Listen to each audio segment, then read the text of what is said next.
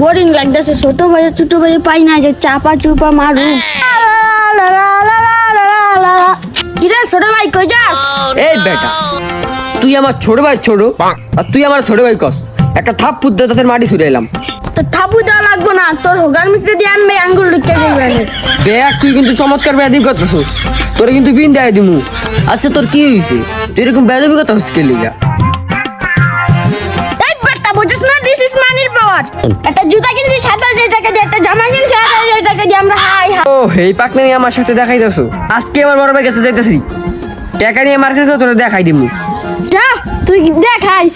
আলামিন তো আইবে নে, আমার কাছে তো টাকা নাই, আমি নিজেই মার্কেট করবো কেমনে, বা আলামিন এই মার্কেট করে দিব কেমনে? আপনি যেই জায়গা বয়ে রয়েছেন আপনারা আমি খুঁজতেছি।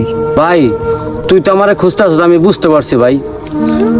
এর আগে 10,000 টাকা আনছিলাম একজন থেকে সুদে, এই 10,000 টাকা এই সুদালার আমি দিয়ে দিচ্ছি।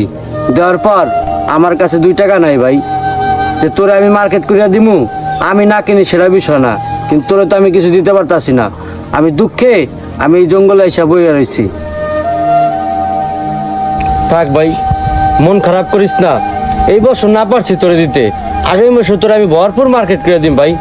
চল ভাই, কান্দিস না।